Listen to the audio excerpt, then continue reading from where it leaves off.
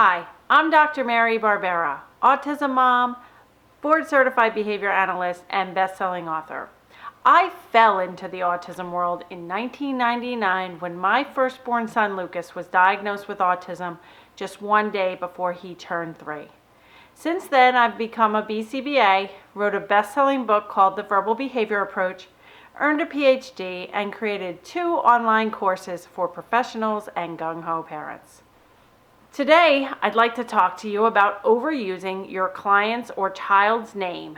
And this piece of advice I have given to hundreds of professionals and parents over the past almost 2 decades. Don't overuse a child's name, especially when placing a demand or saying no. I learned this very early on with Lucas when our ABA consultant came in for her very first time in 1999. It was our initial 3-day ABA workshop that our consultant presented at our home. And my parents were there, my husband and Lucas, of course, and a couple of the therapists that had just started working with him. Immediately after the consultant arrived, we were saying things like, "Lucas, come over here. Lucas, touch your head. Do this, Lucas." And right away, probably within the first 20 minutes of her being in my home, the behavior consultant said, "Okay, everybody, stop saying Lucas." We all looked at her really confused. And she went on to say, "He's the only child in the house, and saying his name repeatedly just adds to the pairing of his name with demands. It adds to the length of utterance too, and it is not helping Lucas learn important language skills." So instead of saying, "Lucas, sit down," or "Lucas, touch your head," just say, "Sit down," or "Touch head."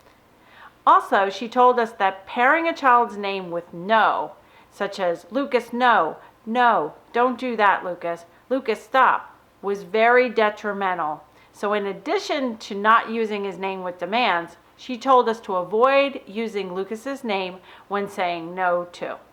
She explained that people often pair a child's name with no and stop, which is aversive, and then we wonder why kids with autism don't respond readily to their names being called. So if you are an autism professional or parent, I challenge you to stop or decrease the use of your client or child's name starting today, especially when placing a demand or when saying no. Instead, say your child's name when you're delivering reinforcement. "Good job waiting in line quietly, Joe," or "I'm going to push you on the swing, Susie." And tune in for next week's video blog where I will cover how to teach a child to respond to his or her name when called.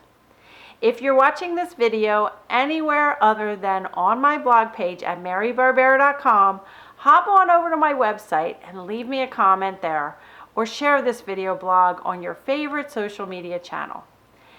Thanks for watching, and I'll see you next week.